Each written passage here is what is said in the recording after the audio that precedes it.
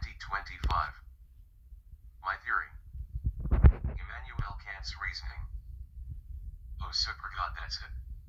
After 40 years I finally figured out Kant's strategy in his masterpiece The Critique of Pure Reason.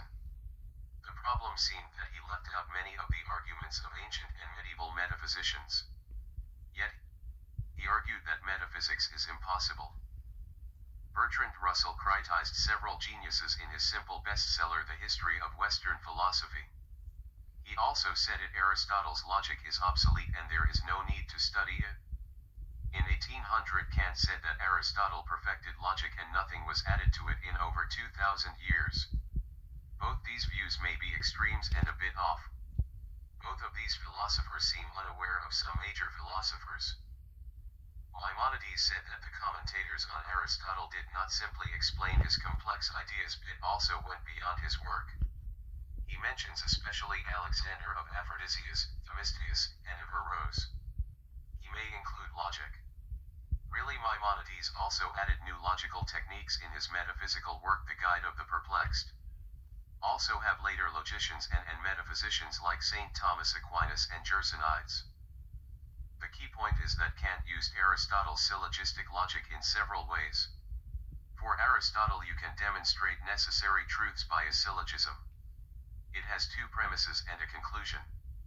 A rule of the faculty of understanding, a judgment of the faculty of judging and an inference made by the faculty of reason. I will not repeat all I said before I add that Aristotle had three types of syllogisms.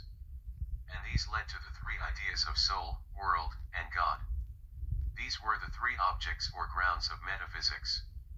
And Kant did not say it, but it seems clear now that why he rejected all metaphysics. For Aristotle, demonstration or getting necessary knowledge was only possible by a correct syllogism. But there were only three kinds of syllogisms. Namely, categorical, hypothetical and disjunctive syllogisms. Yet Kant tried to prove the key principles of metaphysics using all three kinds of syllogisms. And he failed. In psychology he had to reason with the categorical syllogism and got fallacies or paralogisms. In cosmology he had to reason with hypothetical syllogisms and got fallacies or sophismi figurae dictiones. In the ideal he had to reason with hypothetical and disjunctive syllogisms and got a fallacy. He began considering the prime mover and the necessary existent in cosmology but had fallacies. In the ideal Kant tried to prove God exists and his nature. He first had to prove that the necessary being existed. This failed in cosmology. So he tried using ontological proofs. There he argued there is the additional fallacy that you cannot prove existence analytically or by the law of contradiction alone. You must refer to experience. But it does not help since experience can never teach you necessity nor universality. The disjunctive syllogism that Kant tried to add in the ideal seems to be: God is a necessary existent or is not necessary existent. We must believe that God is perfect, so it is contradictory to say God is not necessary existent being. Therefore God is necessary existent being. Kant did not mention Aristotelian the prime mover proof of God. But Newton's mechanics challenged it already. And also Kant challenged it since unlike Aristotle he argued that free will is possible in the cosmological section. He later continues this argument on his Critique of Practical Reason and other works on morality. He may have succeeded or at least made the argument more perfect. So Aristotle argued demonstrative reasoning is by a sound necessary syllogism. And there are only three kinds of such syllogisms in logic. And Kant tried to prove principles of metaphysics using all three kinds of methods. And he gave the arguments using them. And even pointed out what their fallacies were. Hegel was not impressed even by the antimonies of cosmology.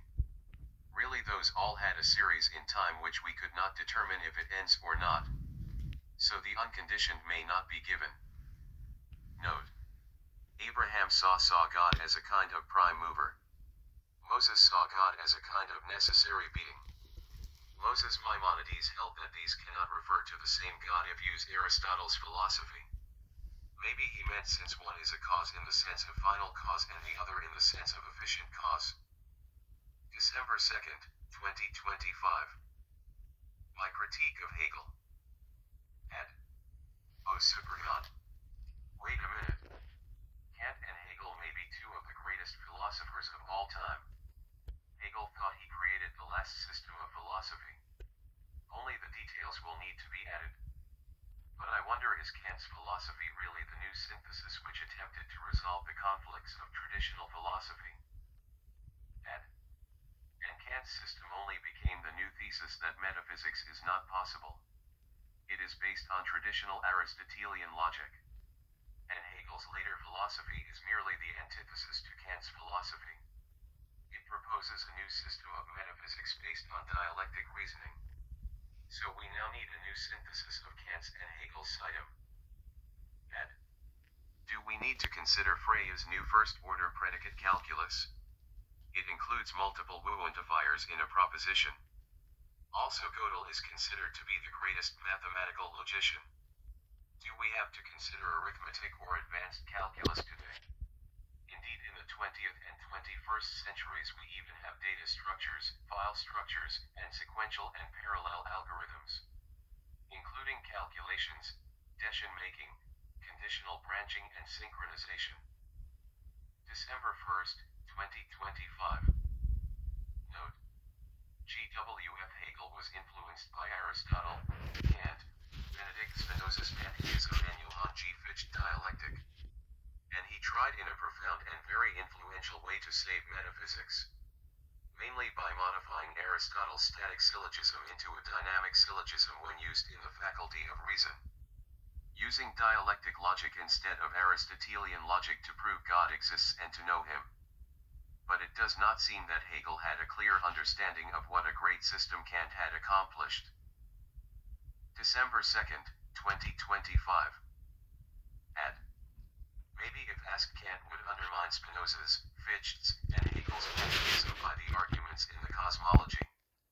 We do not know if the cause of our existence and the cause of actions is ourselves or an external finite or infinite series. Also, Kant did accept and used the method of dialectic reasoning in the faculty of reason. But he wanted to prove one of each pair of opposite propositions. And he thought that you reach a dead end, so this was impossible, since the series of causes may be infinite. And Hegel argued that you have antinomies in everything, not only the cosmological ones that Kant listed. And so you can have knowledge of any metaphysical principle as Kant did by proving both opposites, and then resolving them, and then taking that result as a thesis and proving a new antithesis and synthesizing them, and so on. And Hegel observes human nation-state history and the progress of human freedom and of human self-awareness to argue that dialectic really occurs. Really, is this merely because human nation-states are ran by human leaders who are partly rational? At least it would show that individuals and nation-states use dialectical reason. Not God, unless you show that it shows a higher level of intelligence than that of man. And maybe the strategy in metaphysics is that you cannot prove either of two opposites, or that neither one is completely realized anyway. But you try to prove both sides and then re-evaluate, and begin with the result and try to go higher and re-evaluate, etc. It may be similar to the method of negative attributes discussed in great detail by Maimonides. We cannot know God, which is the first principle of metaphysics. And Maimonides argues that we can prove that God as necessary existent or pure mover is separate from the world, simple, unchanging, outside time, incorporeal and unique. He uses Aristotle's philosophical logic and arguments. Really, we can know God and get closer to him only by proving what he is not. So, for example, God has no body or matter, and he has no attributes of any kind, etc. So we get closer to God by showing more and more predicates to be incompatible with him. And, for example, Kant argued there is free will, and he argued that there is no free will. Then does a synthesis, since he rejected both proofs as making an unjustified assumption. But he took the result as a thesis and also did a new synthesis saying that both may be true. Free will is possible if something exists in time but wills outside time. And that may be possible for our faculty if reason, and it is not free if it wills in time like our faculty of understanding. Ed. But Kant continues the argument in other books, arguing that we may follow a categorical imperative on morality and thus be free. We have a moral code, and if we follow an hypothetical imperative we may be determined to act. Since the series may go on to infinity, that is a lower form of morality. Ed. But a categorical imperative does not have a series of conditions. Hence if we can obey it then it is clear that we are free. He means in the sense of duties, not consequences. Since we have knowledge and control over the former but rarely over the latter. Ed. Kant seems to have had a lot of success with the question of free will.